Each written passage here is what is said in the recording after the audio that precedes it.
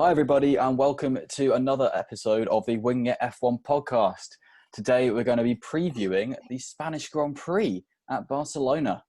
I'm Freddie Coates and I'm here with Nigel Chew and Adam Dickinson to help us go through all of our talking points for this podcast. Nigel, how are you doing? Pretty good. Yeah, that's caught me out, that question. But yeah, I'm fine. Don't get enough people asking how you are. That's quite sad actually, Nigel. Anyway, Adam, how are you doing? I'm a bit worried that we're not going to have enough to talk about this episode because there's not been much going on. There's always the enough F1 to world. talk about. So, yeah, I'm not sure. If only there had been some massive news over the last week that had given us some stuff to talk about. If it all Other goes, than that, I'm okay. If it all goes badly, we can just help Nigel out.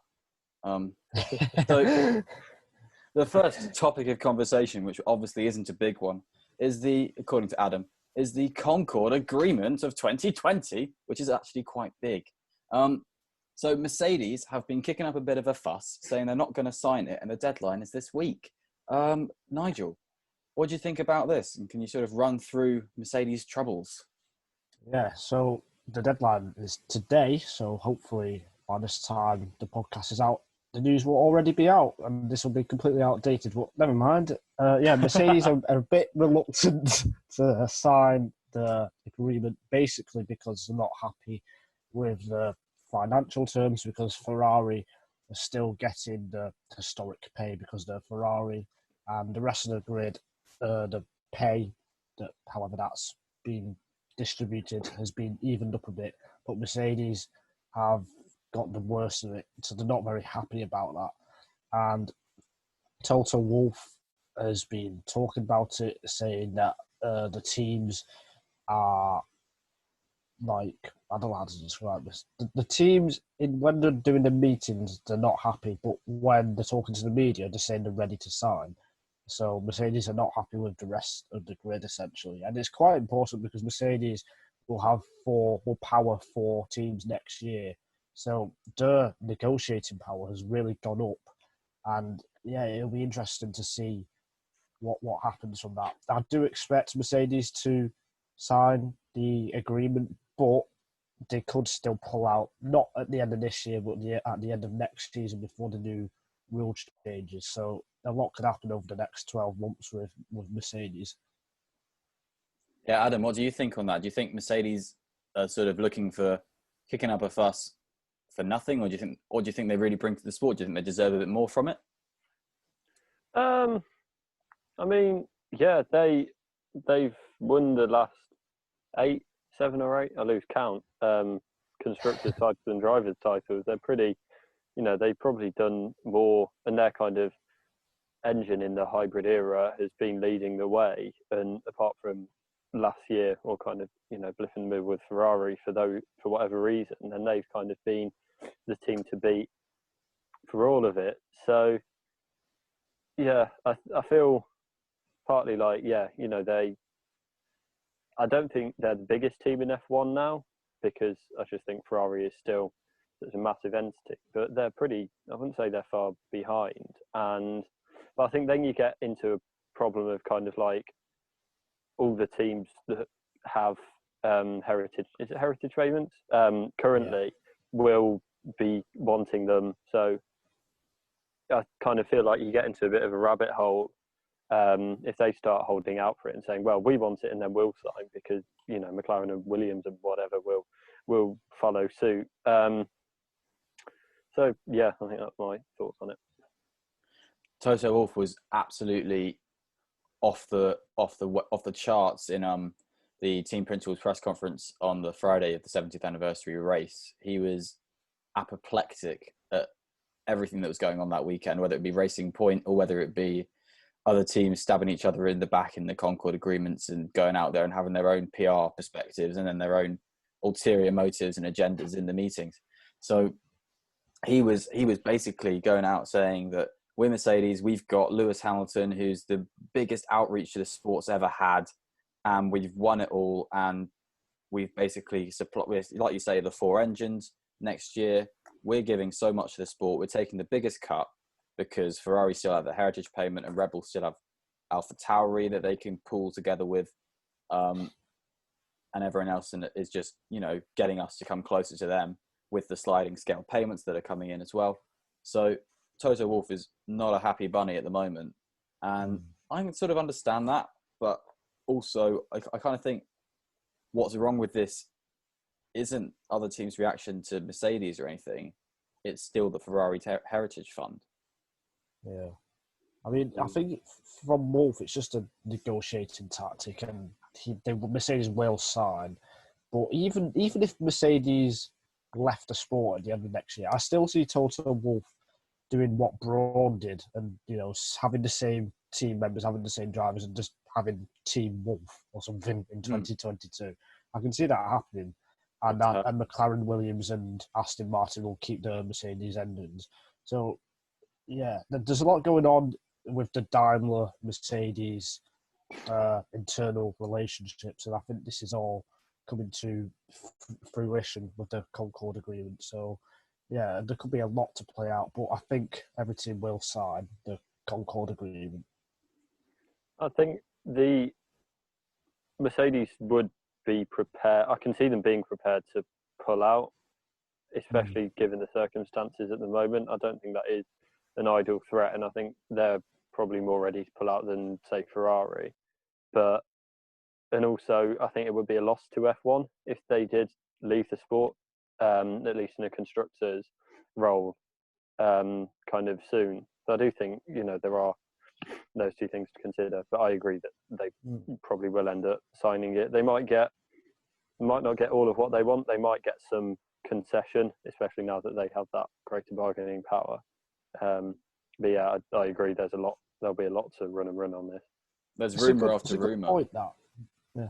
Sorry, Freddie. I was just going to say it's a good point. Adam brought up there. Like, how much of a loss would it be? How much of a loss would it be to F1 if Mercedes did leave? Would it be a big loss or not really? Because if they still supply 3 teams and have their own privateer team, it's not that much of a loss, is it? It depends how they leave. Because they've been a engine manufacturer constructor since 1994 when they came in with Sauber, and then works with McLaren for 20 odd years after that, and then their own works team. They've progressed up and up as they've come through, and now they're dominating the sport. The only thing further to go is, now they're breaking the records. The only thing next is to get a clean sweep, and that's not going to happen this year. We know that now. So is there anything left to achieve in the current era for Mercedes?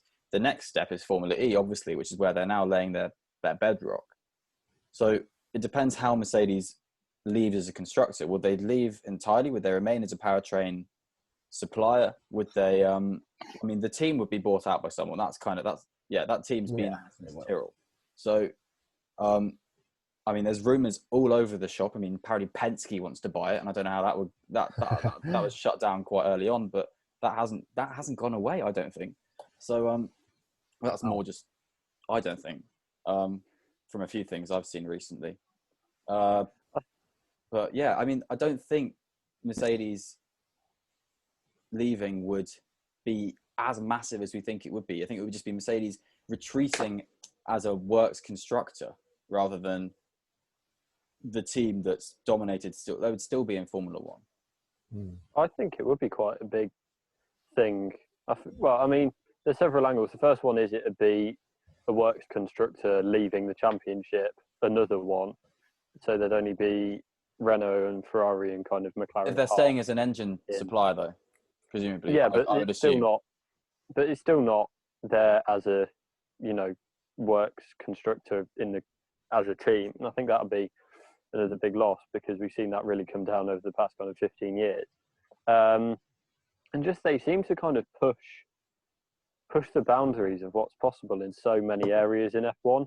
And in terms of kind of innovation, it's kind of, I'd say Red Bull are kind of the only team kind of close to them in terms of just kind of how, Mercedes are the benchmark that every other team really measures themselves by. And kind of if you have the biggest, fastest, most well-managed team in the sport leave, I think that would be quite a massive thing. And especially if it leaves to go and kind of set itself up in Formula E, that would be a big blow to F1, I think. I think I don't think the management kind of style that what the benchmark that is with Mercedes is kind of like the way they run the team and all of that wouldn't go away if new ownership or if the Mercedes badge wasn't there. They would still kind of have the same team mentality of it, just without, say for hypothetically, I don't know, Honda bought back the team if it went up for sale, that kind of thing. Then they would still, that would be the biggest change. But like the on the ground running of the team would be still the same way, and it would still have a benchmark kind of feel about it. They'd still run with the no blame culture. Like the people who are there, like James Vowles, Andrew Shovlin, they've all been there since the BAR days.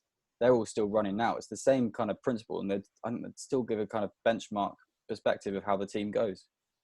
I think that does depend on who takes it over and how they do it, whether they want to, how much of their own mark they want to put on it.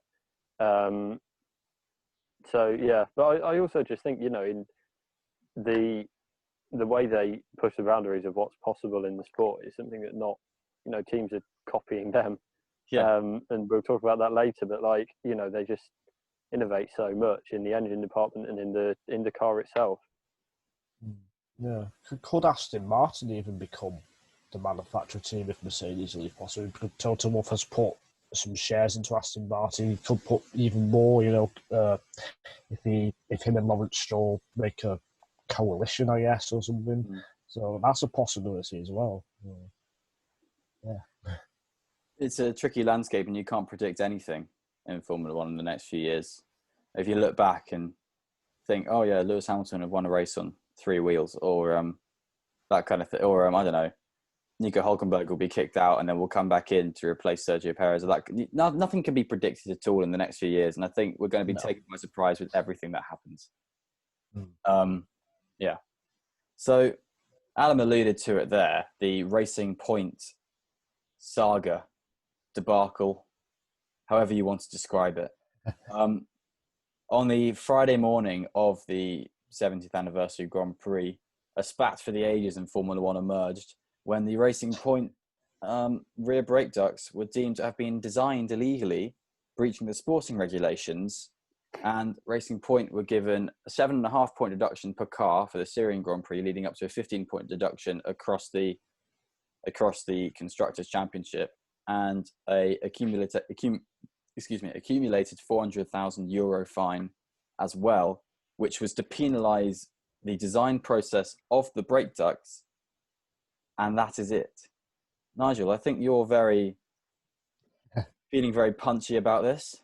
Do you want to go and have a rant, and Adam and I will have a breather? Yeah. For me, this punishment, they have almost got away with it in a way, because 15 points, they collected 14 points on Sunday. So they've already made that up in one race. And there's going to be 17, 18 races this season. So the 15-point punishment just doesn't make any sense. And considering, you know, McLaren, I know Spygate was completely different. Considering McLaren got a $100 million fine, I think, and they got the score fine from the whole Constructors' Championship that year. This is absolutely nothing. And the €400,000 fine is probably about 10 to 15% of like moving up one position in the Constructors' Championship. So it's not even that big. It might look big on paper, but to F1 teams, it's really not. And I just don't see how you can design brake ducts illegally. Yes, the brake ducts themselves are legal, but if you've made them illegally and you can use them for all of the races, you should be getting a 15-point penalty at every single race, in my opinion, or something worse. Because it's like going into an exam where your teacher gives you the answers beforehand, and then you know the answers. So then, when you write them on the paper, it's not illegal because, you know, you just writing the answers. But the way you've got there is illegal. It's cheating. Exactly. That's to dumb it down a bit. That's how I see it, and it's completely unfair. And I think Mercedes defended it very hard. It does make me think what else has possibly gone on, because Racing Point have lied essentially over the last few weeks. They said, "Oh, we just used photographs." It turns out there was CAD drawings sent to them and stuff like that. They also lied about Sergio Perez not going to Mexico when he turned out he did. So I can't really take anything Otmar Safnauer, the team principal, said over the weekend, it's not really creditable to me, because Racing Point have already lied about this, and it turns out, something has happened. So the punishment is nowhere near big enough for me. End of rant. Okay. I mean, I feel like the punishment in itself for doing the brake ducts, like how much difference do rear brake ducts make over a Grand Prix? I feel like the actual punishment for that, and the way it works is that Racing Point were given the CAD files of the brake ducts last season when it was legal, and they used the front. They used that to develop their front brake ducts, which I think they brought in for the Spanish Grand Prix. But they ran front brake ducts that were similar, or kind of, I don't know if they were bought off or based off the files that Mercedes gave them. But they developed those last season, which is why they're allowed to, why that wasn't an issue. The issue is that they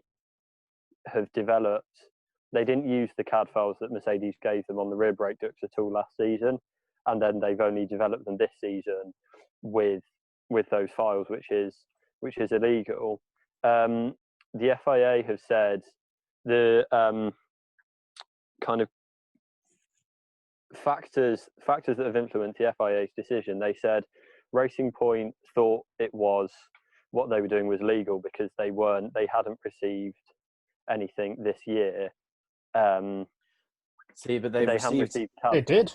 They received the actual brake ducts in January. Yeah, but up to that point, they hadn't kind of received, when they were developing them. They hadn't thought they were doing it illegally, and they were doing it off the files that they'd received from the previous season, and the FIA hadn't clarified how teams should go about moving from unlisted parts, which was the case last season with the brake ducts, that you're allowed to buy them and use them on your car, versus now this season where you're not allowed to. They hadn't clarified that, so that's the reasons why the penalty is perhaps more lenient. Is they are kind of, and they said if Racing Point had asked for a clarification on the processes that they use to create their front brake ducts and rear brake ducts, then they would have said that it was okay for the front brake ducts and not rear brake ducts. So I think those are, I'm not kind of coming down on one side or the other, but that's the factors behind the FIA's penalty. That's where it becomes sketchy for me, is the if they requested, a directive kind of thing, which is the done thing. If you're a bit unsure, Mercedes did it entirely with the DAS innovation. They were saying, can we do this? Can we do this? Do you think we can do this for 2 years? And Racing Point knew it was a grey area. It was very clearly a grey area from what the FIA reports have said. So Racing Point knew that it was going a bit under the radar and a bit sketchy. So I think that's where, for me, it gets a bit underhand and worthy of investigation and penalisation.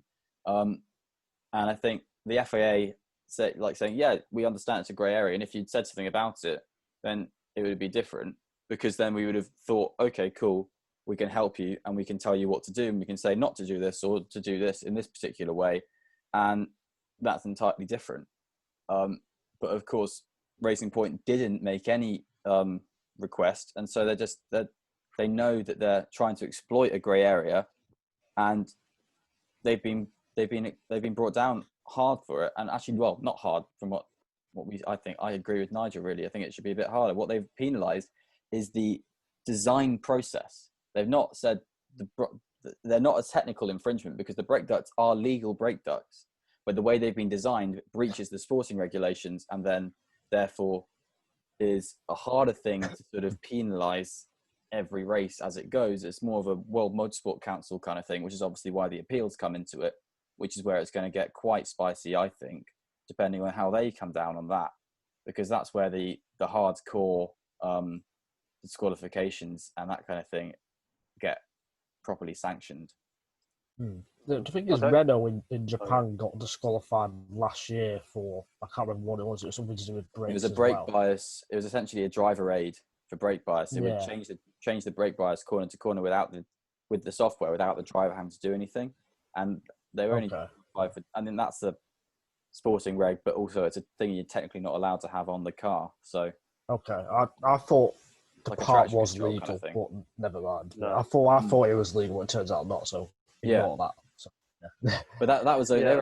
they were only disqualified for the Japanese Grand Prix for that. I mean, they probably could have been disqualified for the year for that. And I think, was it Palmer said they had it on the car when he was there? I think on a. I can't remember. That's 2017, maybe even 2016. So that's going back to potentially Lotus days, which could take millions and millions and millions of quid away from the Enstone team. But that's kind of gone onto the radar. And of course, like you say, the prize money that Racing Point will have lost, kind of like for the lack of Sergio Perez in Silverstone 1 and the Hulkenberg not starting and them only getting 2 points, is kind of redeemed by the fact that, okay, well, that's just like missing this race then. Kind of, because they probably should have got those points there. So that's it, really. I feel like they shouldn't. I think for me, I'm not so bothered. You know, the penalty, as I said, it's like I don't know how much of an advantage rear brake ducts give, but for the actual, like, for running them on the car, you know, 15 points for 400,000 euros does it, you know, seems kind of all right. But I think for me, it's the fact that they're still allowed to run them doesn't sit right. Is that, you know, they're, as Nigel said with his exam analogy, which was very good, it's like they've got, you know, you've gained an unfair advantage and now you're able to use that unfair advantage for the rest of the season. But presumably next season too. Yeah, exactly. And I think that might be kind of part of it for Lawrence Stroll, is that Aston Martin take over. If they're allowed to carry on with this car as is now, then, you know, it's going to be a really good way for Aston Martin to start off their, you know, their sponsorship of the team there. I think it would reflect pretty badly on Aston Martin to come in and then just be running a car that's essentially a Mercedes. I think if Aston Martin could go back on some agreements, I think they wouldn't want. I think they would rather come in as a main sponsor in 2022 with the regulation change, rather than come in with a car that's essentially called Racing Point Pink Mercedes. That, well, I don't know what it would be, Racing Green Mercedes next year. Then it's just like Aston Martin don't want to be seen as the you know, the follow up to Mercedes. I think. But then I think it that would works be quite awful well for them. It would work quite well from performance perspective. Yeah, definitely. But I feel like for them, they're able to say, you know, they can be like, oh, we didn't want this. We wanted to make our own car, but it just so happens that we've got this incredible piece of machinery that's, you know, doing brilliantly. And, you know, it's just a shame that it's copying Mercedes. We hate that. You know, I feel like they get the best of both. PR either. That's a bad look, though, isn't it, for Aston? And they have V8s in the Mercedes V8s in the Vantage, but that's not really related. You've got to kind of think about it, like you talk about like how much does a rear brake duct actually do, but then it's like the rear brake duct then is linked to the rear suspension and all of that, and that then goes into the whole sort of rear structure of the car, and that sort of, there's so much more to it. I mean, Mercedes have made lots of breakthroughs with suspension this year, which has sort of gone onto the radar because it's just suspension. But that was a big thing on like the first day of testing before DAS was sort of revealed on the second day. And I think we don't know really, because only the brake ducts have been protested. I feel like there is I'll just jump in, but then I'll let you. It feels like, how do you kind of, if you say, right, you're not allowed to run these brake ducts anymore, how do you then kind of like enforce that? Do Racing Point have to develop brake ducts that are different? Like, it feels like that's it would take ages to do. It would take ages to do. But then that's the thing with the design process. They've got a 2019 brake duct, and the design process they're sort of suggesting is that what the FIA have said is that Racing Point have a different interpretation of design process to what the FIA have, and they're saying, well, we just come in at the end stage and say done. Whereas the FIA want to have show you working in the margins, go back to the exam thing, and so they've got a developed set of brake ducts in the 2019 car. They presume that they would be allowed to use because it's designed by them, but also because it's got the what's the word, the inherited style of the car. So they would be allowed to use those, and they would be presumably able to develop those in a way that would work pretty well. And obviously, you know, there's leeways given, and to give a couple of races to say, oh yeah, we'll give you some grace period, but we want to have these on the car by, I don't know, end of September. But I mean, Racing Point should have been developing this in the background from the steering Grand Prix if they've got any sense, I think. But then how do you enforce, like, if they turn up with brake ducts and 1 millimeter measurement is different, is that different to, you know, like, I don't know how you, or do you force them to run brake ducts that don't work on their car but are completely different? I just don't understand how you can kind of, you know, how different is different. Depends how they link it back. And if they say, well, we've just made a 1 millimeter change, and that means that their design process is still linked to the Mercedes design process of those brake ducts.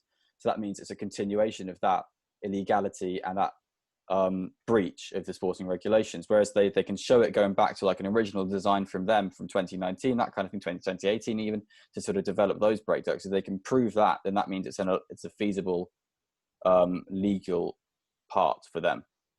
And that's why it's going to run on. And yeah, that's why they've been given quite a lot of leeway with just the reprimand, which is a pointless penalty. You don't get anything for reprimand if you're a team. Yeah. The only penalties you get for reprimand are for a driver. If they get 3 reprimands, they get a 10-place grid penalty, and 2 of them have to be reprimands to driving standards. So this car having a brake duct that's not illegal is not a driving standard reprimand. So what's going to happen? You can't. It's just a stupid penalty. It's just oh no, slap on the wrist. That's it. That I don't like. That doesn't sit well with me. You can't just develop something, no matter what it is. If you can't run the car because you've made an illegal car, don't run the car. That's how the rules should be enforced to me. Yeah, I feel there's something else. There's more. I think Mercedes and Racing Point are hiding more. You know, I think there's more than just a brake duct. So I can't. After Ferrari and the FIA and the whole power unit saga, where Ferrari, you know, didn't get any punishment apart from they had to redesign their engine. After the FIA kind of hid that away, now the FIA have done this with Racing Point and just giving them a slap on the wrist. I feel there's more to it, and the FIA haven't really handled these 2 huge things well in the last 12 months or so. So yeah, I'm really. It doesn't look good. You get the impression that Toto Wolff wants to kill Mattia Binotto whenever he sees him. Everything that's gone on with, like you say, with the fuel burning last year and the really underhand release of that press release in testing. 10 minutes to go until the last day of testing, and they go, "Oh yeah, Ferrari was a little bit naughty last year. Whoops. Let's ignore it. Let's carry on." I mean, what the hell? They were saved by a pandemic, Ferrari, and that's a horrible thing to say, but. Yeah, it's not a good look. And when you think about, I mean, what is a good look is that they're not, you know, linking it at all to the punishments of what McLaren got for Spygate, because that's obviously an entirely different thing, and that's just Max Mosley being a dictator. With basically, I think he has said to Ron Dennis, 99 million is for you, 1 million is for the fine, for the breach, and that's just because he doesn't. I know he said something very, very rude. I remember it now. I'm not going to repeat it anywhere. So yeah, let's see if you figure that one out. But yeah, they shouldn't go and follow that precedent, and that's been Jean Todd's sort of motive all the way through, is to move away from the dictatorial Mosley era. But it's not a good look entirely. You're entirely right, Nigel. Yeah, and it must be said, Williams and McLaren are not appealing after they said they intended to do it, but in the last couple of days just said they've not. So not really a surprise, really, considering McLaren will have Mercedes engines and Williams already have Mercedes engines. It looks like Toto Wolff has been knocking on some doors, maybe. But yeah, it's just Ferrari and Renault who are appealing so far. Yeah.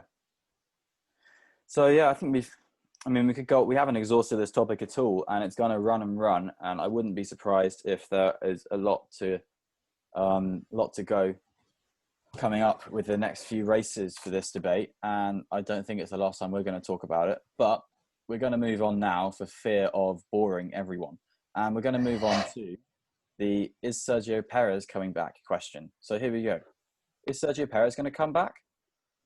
I don't know. I don't know either. That was good. So that's great. Do we think Hulkenberg's going to get a seat in 2021? Yeah. Yeah, I'll go with yes. Because Which team? yeah, I The don't know. incoming high-tech Formula One team.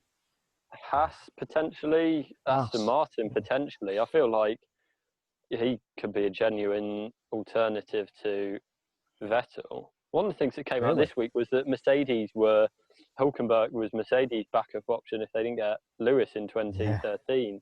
Which, if you're Hulkenberg, do you want? Well, I guess you already knew, but like that would sting a lot. And he was close to signing with Ferrari, but Alonso vetoed it in favour of Raikkonen. Like he's a nearly man. I mean, yeah, I think he would be a genuinely good alternative to Sebastian Vettel. And yeah, Haas, if Grosjean doesn't stay, I think he'd be an upgrade on him. There's probably teams that I'm forgetting. I think the only issue would be that, like, the top McLaren, Renault, Ferrari are all locked into their driver lineups now. Obviously, Mercedes are for next year, and then it looks like Russell is next in line there. So, kind of the top 5 teams, there didn't seem to be that many openings there. Yeah. I mean, he said he's been talking to 2 teams even before he drove at the weekend, and I'm guessing those 2 teams will be Alfa Romeo and Haas. So I think if he is on the grid, it's going to be one of those 2 teams. Well, it also depends on how it goes in F2 with Schwartzman, Eilert, and Schumacher. So I think Hulkenberg's got a chance, but he's definitely done himself a lot of good over the last 2 weekends to give himself an even bigger chance. And it would be nice to have him back on the grid because he's shown that he's still got the speed and he's still on the pace compared to the rest of the field. I think Haas would be a good fit for him. They obviously came out and said they couldn't really afford him last season. But With I think that's just Magnussen, because though. they want... Yeah, exactly. It'd be brilliant. It'd be It'd be box. fun. Then Drive to Survive Season 4, you just got them giving each other evils across the garage just for a whole episode. It'd be brilliant. I should direct it. I think he's a brilliant driver, and you're right, Adam. He is the nearly man who could go on for ages about it. But I think it's just going to annoy Paul di Resta quite a lot because he thought he was the nearly man for 7 years. He's like, oh damn it, I just missed out on that Mercedes seat. Poor Paul di Resta. Nigel's got a lot to say about Paul di Resta's angst. We better not talk about that. No, We get no, hashtag Freddie for DTS trending, and then see if that works. I really liked Hulkenberg and Ricardo kind of relationship last year. In kind of like that made me sad. they both kind of weren't happy, but they were just kind of like. It's like if you're in a class with someone and you both hate it, but you're both kind of sitting there like having fun talking about how you both hate it.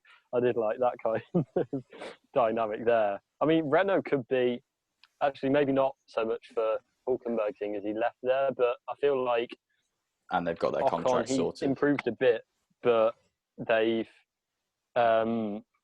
if he's not got on top of the car by the end of this season, and then Alonso comes in next season, he could be Van Dorn and kind of really struggle. So I feel like that Renault seat for 2022 could be an option for a few drivers. Gasly is another one that springs to mind, and obviously Hulk and I don't know, like Perez. It's quite far off to be looking, but I do think that's kind of one that Adam, quite a few drivers could have their eye on. Don't forget, everyone thinks Alonso's going to be too old and he won't have the speed, and they should have bought in Lundgaard or Zhu. Don't forget that. That's what everyone was saying a couple of months ago. The deceptive second in the F2 Championship, Lundgaard. Yeah. He is, yeah. So, yeah. Who knows what's Take going that on? back, Nigel. No, I'm not he's better than Fernando Alonso. Yeah. Christian Lundgaard's going to go and win the Indy 500 next week.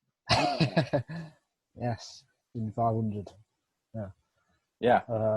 Lots to talk about with everything going on at the moment. Driver market is just always a mess, and it seems to have gone a bit stale for the most part for recently. I think everyone's got their minds on a few other things, but I imagine there's going to be something that's going to It'll be the Rich. Vettel domino.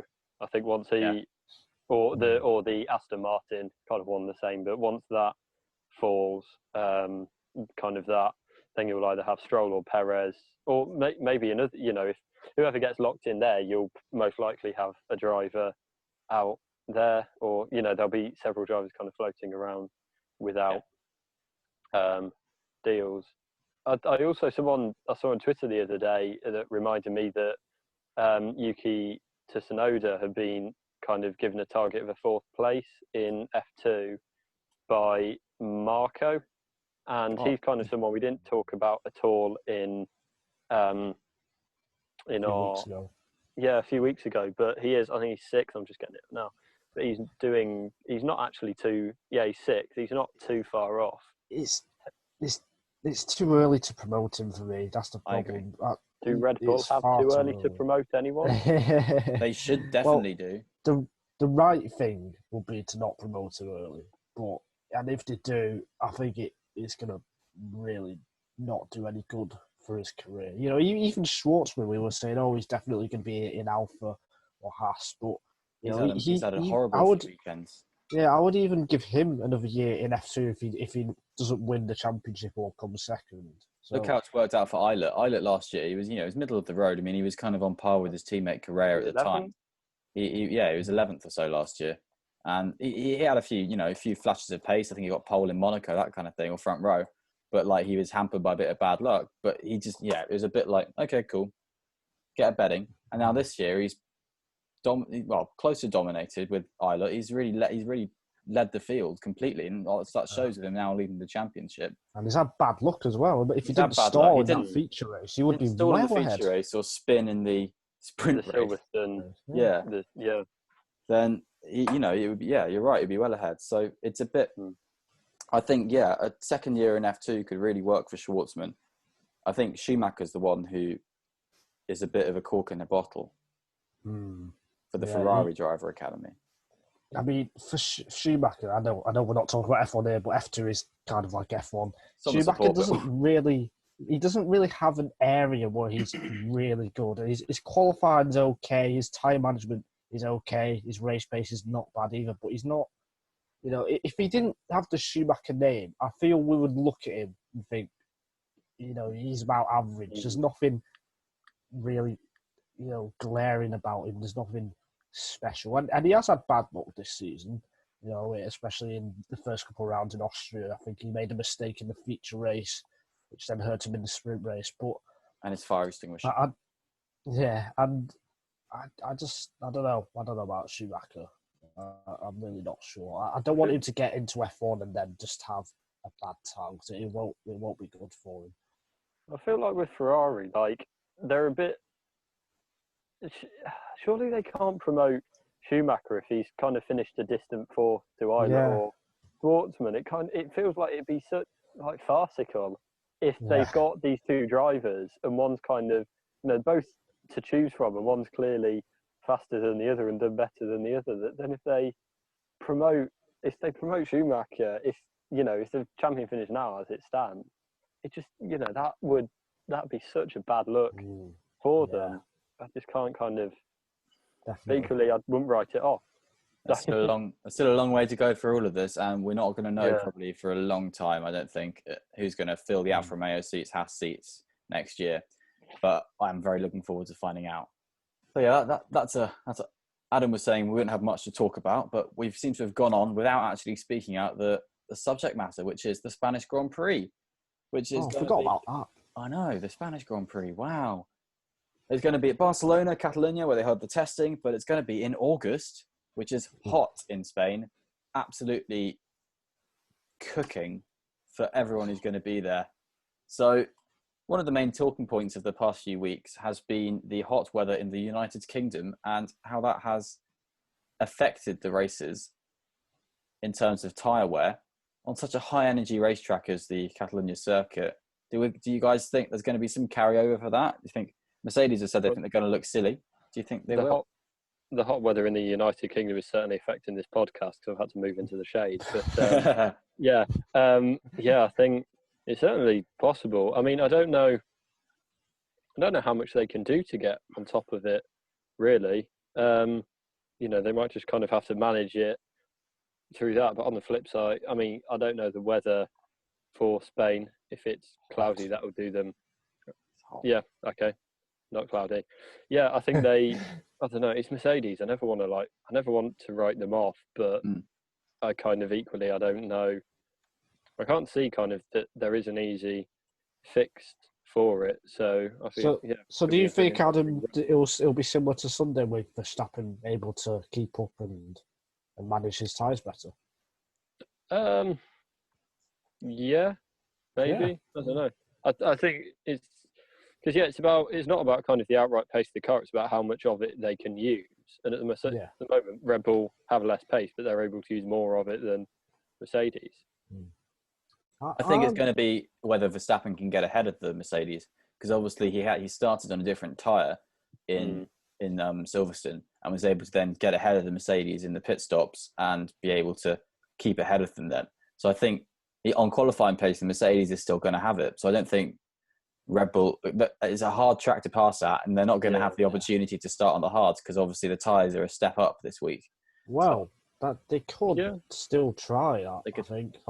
I think Mercedes' mistake was in qualifying. They didn't start on the hards.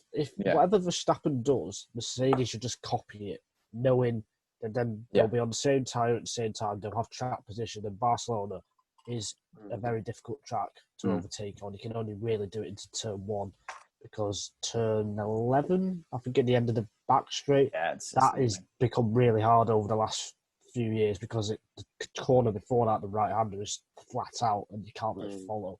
So Mercedes, for me, I don't expect Verstappen to do the same as he did on Sunday. I'll be surprised because it is a harder track to overtake on. We've got slightly harder tyre compounds, which should help Mercedes. But if the tyre pressures are high still, then like Adam said, it will be hard for Mercedes to find a solution. So that is the only thing I can see that will stop them, really. But I think Mercedes are still favourites, and still favourites. There are measures they can do to limit the overheating. I mean, they did that with McLaren. Did that with Carlos Sainz. They said that they opened up the rear of the car a bit to allow a bit more cool air, a bit more cooling to the engine, and he lost a couple of tenths in qualifying, but that was it. I think they said. So there are elements they can make, and Mercedes have got such an advantage in qualifying. I don't think they really wouldn't have any option not to do this. I think it's a no-brainer to try and go for this kind of really, really aggressive cooling setup if they can. I think it's not going to be just hot on Sunday or just hot on Friday. It's going to be hot every day. So, I mean, it's going to be really awful on the teams as well. But yeah, it's going to be an interesting one to see, and I think it is about the strategy. Also at Silverstone, the second Silverstone race, they had only 2 sets of hard compound tyres, which essentially you needed for the race, so you couldn't do any practice on them. Yeah. So it'll be interesting, to see if the teams do the same again, and they won't have any knowledge on the hard tyres. If the hard tyre is the best tyre this weekend, whether that will throw up something. I think they would have the same, because I think Pirelli are mandating all of the numbers they have of the tyres now.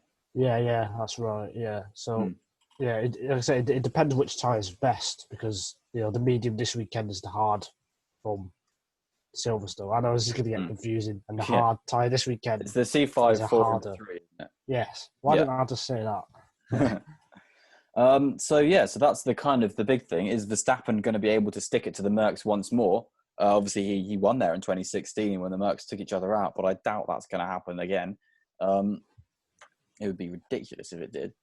But yeah, obviously, this weekend also marks an opportunity for Lewis Hamilton to better the record he equalled on Sunday, which is equaling Michael Schumacher's all-time podium record of 155, which they now share, which, that's one of the first to fall, I think, when we get to the end of the season. Poles has fallen already, hasn't it? Oh, Poles fell years ago, 2017. So, that was kind of not really a one that Hamilton was aiming for. I don't really think it's not really so far ahead in comparison. But Hamilton's poles record is ridiculous now. That's just, So I think we're getting closer to Lewis being being the stat holder. Do you think he can get 100 poles and 100 wins? Well, I think 100 wins is definitely possible. He can get 100 poles too, yeah.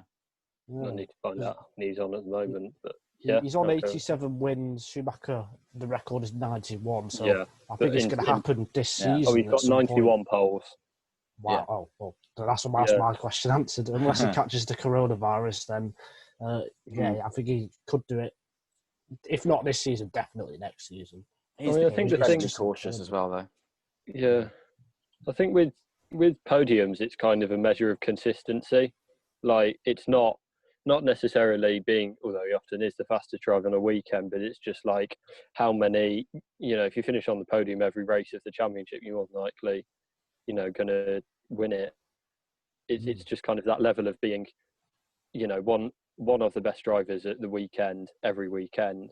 And that's kind of, so I think that's kind of what we can take from this is like, it's not, he's chasing down the wins total, which he'll most likely get, but also, this just kind of is the consistency that he's kind of, I think, garnered as he's gone through his career is kind of what this tells us.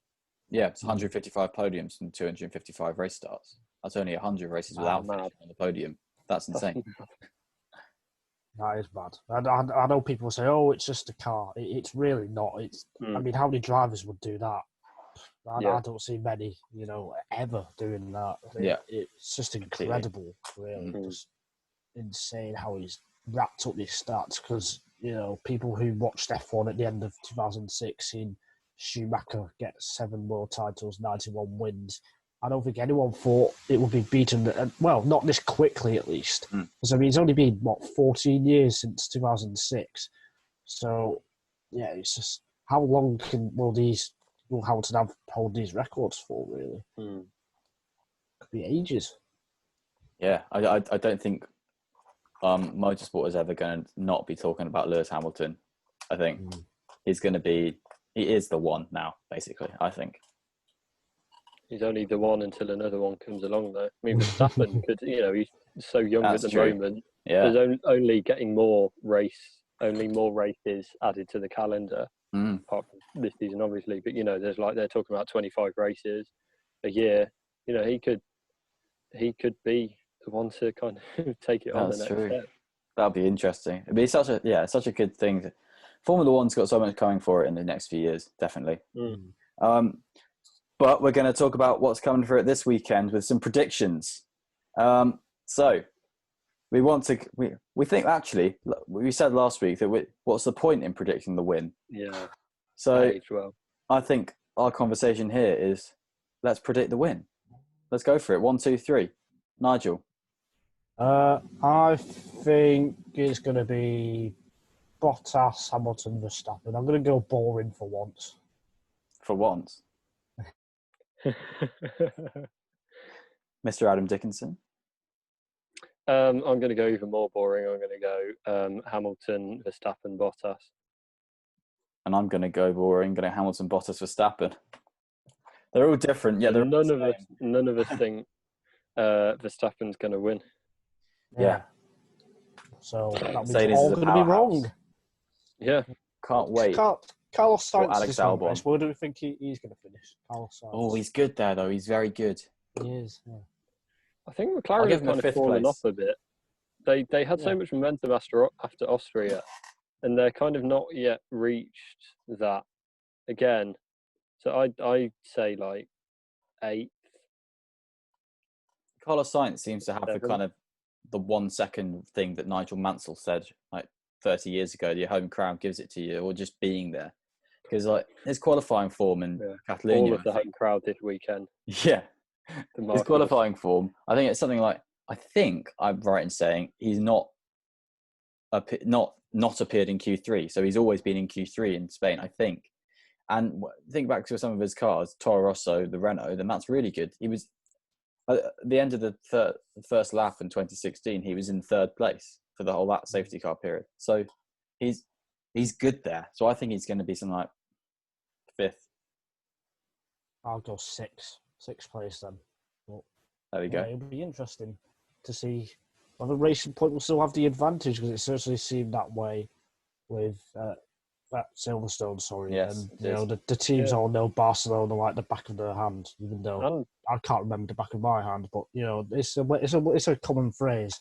So yeah, it'll be interesting to see who has to pace. And it's a high speed circuit like Silverstone, albeit the final sector is very tricky, and the tyres will be on fire by the time they get to the last few corners. I think Leclerc as well. Will he That's a be in good the one. mix again? Renault were they did well in practice and qualifying. They were a bit hard on their tyres in the race, but they're another one to throw in, especially Ricciardo. So I think there's a lot of people. There's going to be in and stories around up that down the group. grid, definitely. It's not kind of the difference between 5th and 8th can just be a few tenths. Yeah. Not even Qualifying. that. Yeah.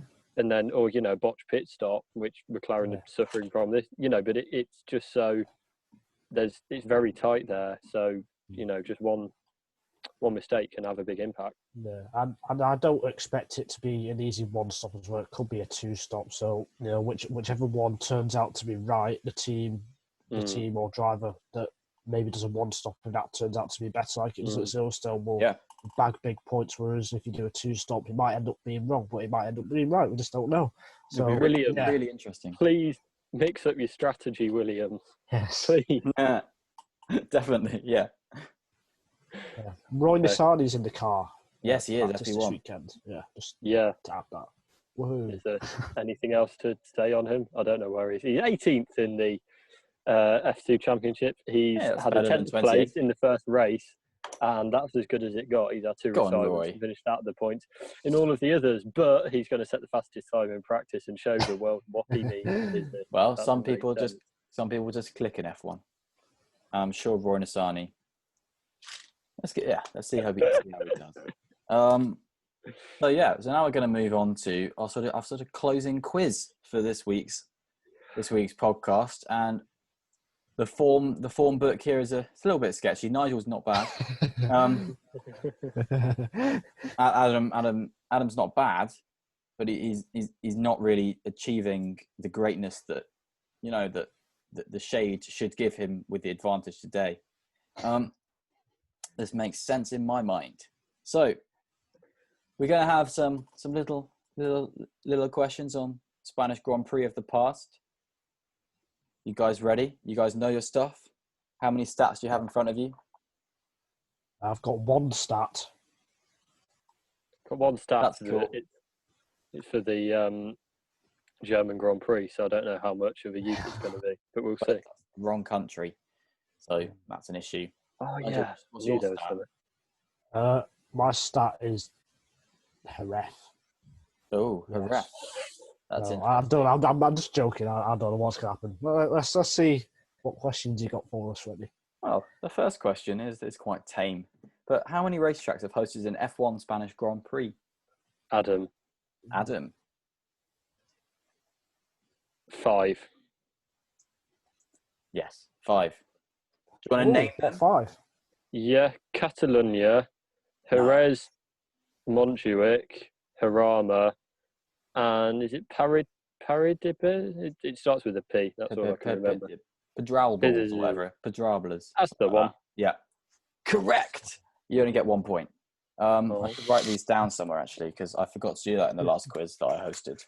And that didn't go well. I don't have a pen. When I hosted the quiz last week, I'd not written down the answers to the question. Had to dive back through. Here we go. Let's put it on my phone. Adam 1. There we go. Wow. And people say we're not professional. Question 2 is one that I quite like. In the period of 2007 to 2016, how many different drivers won Spanish Grand Prix? Nigel? It was 10. Yes. Wow. Yeah. Can you name them all? I think I can. Oh, here we go. Verstappen, Rosberg, Hamilton, Alonso, Maldonado. Was that 5? That's 5. Yeah. Maldonado, Raikkonen, Massa, Button. Yeah. I'm struggling now. Not sure about the last two. Not beer for a number 2 driver.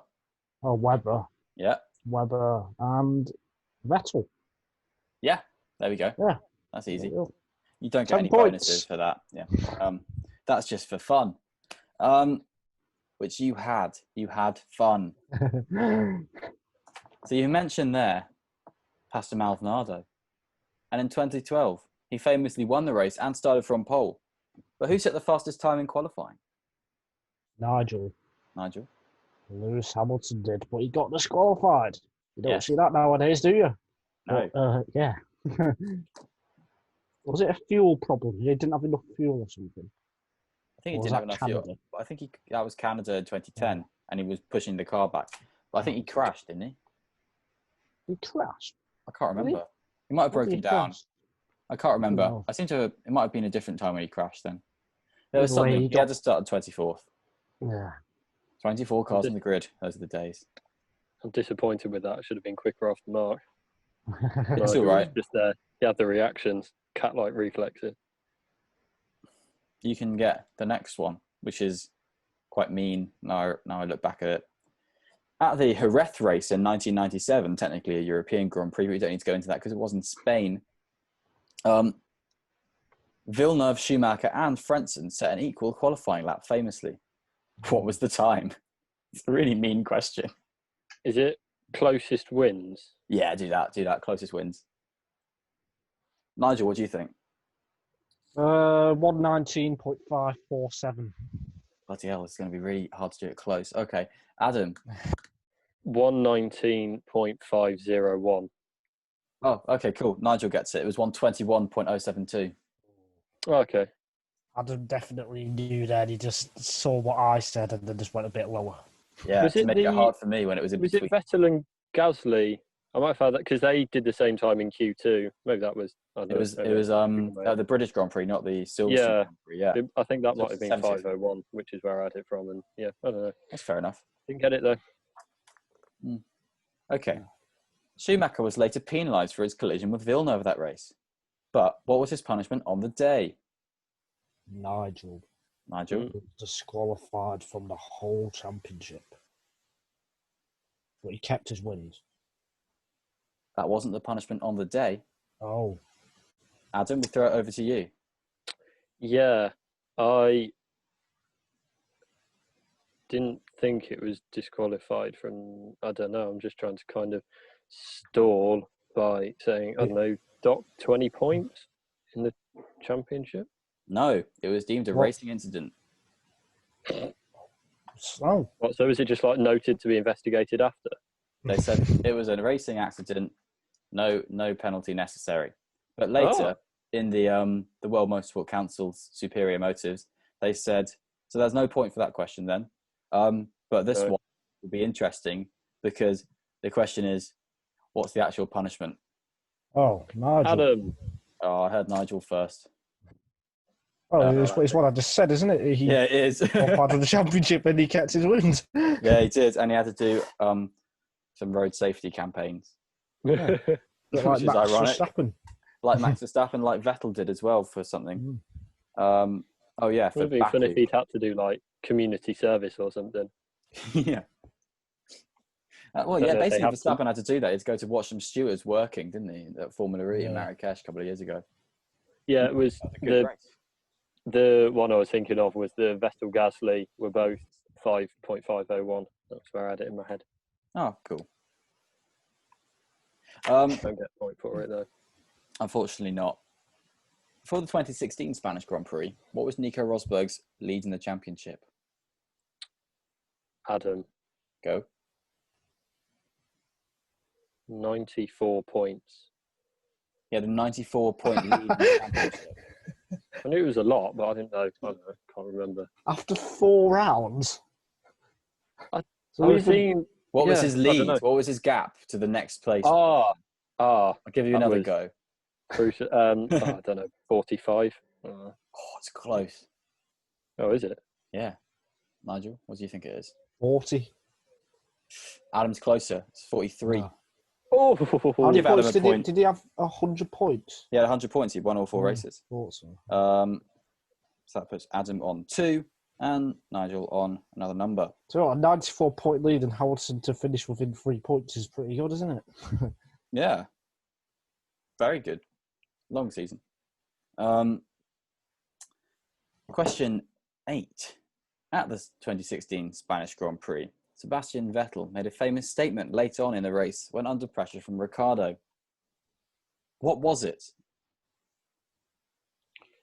Not that Nigel. famous. Nigel, give me Nigel, your I best think Sebastian Vettel impression. It was it the ping pong one? Please be more specific. The one where Ricardo basically dive-bombed him and he said, are we ping-ponged or going Oh, racing or can I something? steal it? Yes, you can. This is a Adam. hardcore quiz. Yes, Adam. What are we doing here? Is it racing or ping pong? Hopefully. If Yes. not, look like it. He's got it. Hey. He only missed the honestly that was Sebastian Vettel's kind of trademark in the start of the 2016 F1 season to say honestly and then blue flags. But yeah, so that's another point to Adam. Accent. That's another point to Adam. That makes it 4-3. So this is getting exciting, guys. Comeback starts now for Mr. Dickinson. Didn't it start 2 questions ago when I started getting them right? No. Yeah, it did. It did start then, but we didn't hype it up so much because it didn't. Nigel nearly got that. But Nigel could seal it in this one. It's game point. Question 9. Who set the fastest lap in the 2016 Spanish race? Adam. Adam, go. Ricardo. No. Nigel? Oh, I would have thought it was Ricardo. It wasn't. I know, because I didn't say It wasn't Ricardo. Who was it? Vettel then? No. Let's throw it back to Adam. Verstappen. No. Nigel. Thought that was too obvious. Well, it wasn't the 2 Mercedes, was it? So no. It's got to be Maybe. Nigel. It's going to have to be Sainz. No. Adam. Raikkonen. No. Nigel. I'm trying to think of the 2016. Julian Palmer? No. There's a beautiful irony to it. That's to give you a clue. Adam. Hulkenberg. No. Nigel. Oh gosh, Perez. No. That's half the grid, surely. You said Palmer for the other. Adam. I'm just trying to think who was on Bottas. He was on the grid. No, he finished 4th. He was 5th. He was quite distant. Didn't get the fastest lap. Williams was not too bad in that season. It can't have been McLaren Honda. It's not them. So I'm not going to say. I'm not going to say them. So Massa? No. Adam. So it's not the Mercedes, it's not McLaren, it's not Ferrari, it's not Red Bull, it's not Williams. Not Force India. It's not Palmer. And it's not Palmer. There are 22 drivers on the grid. It wasn't Magnussen, no. That's the Renault drivers done. Grosjean? No. There's only one left then. Is there? This is just a test of who was on the who was on the 2016 grid. Yeah, who have we not? It wasn't Manor, was it? No, it wasn't Rio Haryanto. That's a throwback. Thumbnail Rio. It wasn't Rio Haryanto. I could have put that in. Come on. There's only a couple of drivers you haven't said. Kvyat? Yes, it was Kvyat. That's the beautiful irony to it that I alluded to. Yeah. I was thinking Hartley. I was thinking Hartley, and then I remembered no, it was Kvyat. This gives great us. Question. I think so. We got to. I quite like that. Once we've got through irony it, to then it. I do quite like that. I thought I remembered it and I put it down, and I thought, I should double check that. So halfway through the podcast, I double checked to see if Kvyat had got the fastest lap, and he had done. But now we're on to question 10, and this is a deciding question for the quiz because you're on 4-4 because one of the questions none of you got a point because I can't remember why. But We barely got a point on that The one. chaotic energy to this anarchic. Yeah, I know. I was just doing that so Adam could get it to generate. This is kind of a DRS gimmick of a finale, but let's do with it. Double points. No. Okay, question 10, the decider. The Nigel Adam head-to-head, tete-a-tete. Mano a mano. Let's go. After when the Zoom call cuts off. Yeah, after the 2016 Spanish Grand Prix, who was second in the Drivers' Championship? Adam. Ricardo. No. Nigel?